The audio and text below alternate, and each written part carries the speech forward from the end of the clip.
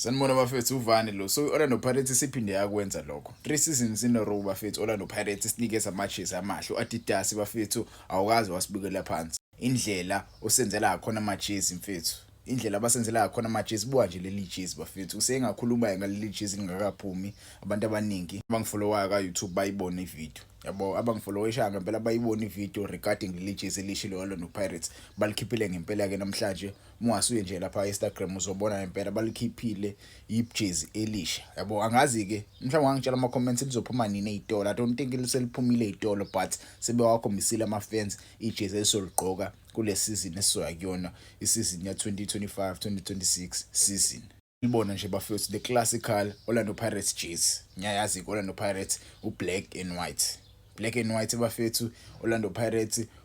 yabo kukhona nehint ya red la ihamba la njengoba ngishilo ekuqaleni lihle kakhulu leli jersey leli traditional Adidas jersey cause mwasubhena amathema phesheya anama jersey anephensini kanje itemplates icishe ifana yabo Man City Manchester United Juventus bane templates ecishe ifana even Real Madrid ine template kanje yabo ile Real Madrid lino line ogold la ugudla la yabo so lihle kakhulu bafethi jersey wangitshela ama comments wena iyona home kit le kisho iOrlando Pirates iyona home kit le better kunaleya la season mhlambe for me leli jezi lingcono kunaleli la season I feel like leli la season lali simple kakhulu even though naleli linokuba simplistic but lingcono leli mfethu naleli la season yes uThebe Magugu elakhe wal designer kahle yabo ngale ya season lali right but naleli la season lali lihle but beli simple but leli mfethu indale yodwa mfethu angazi mina yini mhlambe ngijabulela ukuthi ngizogqoka ijezi elisha but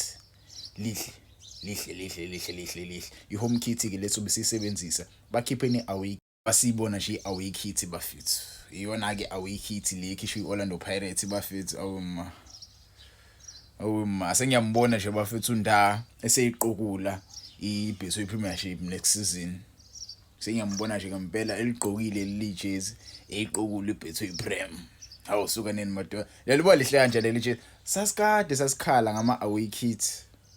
sasikhala ngama away kit bisenzela ama away kit awumsangana soqhwa ama jezi a green medlala away siqhwa ama jezi uba ublue noma umint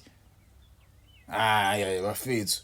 babesibhedela yabo leli likahle ke likahle kakhulu leli yabo likahle linama red stripes Adidas o red ngizowathenga ngo2 ngifuna nje abe khona ngo2 ngizoba no home and away mahle kakhulu ama jezi bafethu Orlando Pirates ilenzile iqiniso la neAdidas abo bahlalile phansi bawacabangela ama fans next season sobe siqoke kahle kakhulu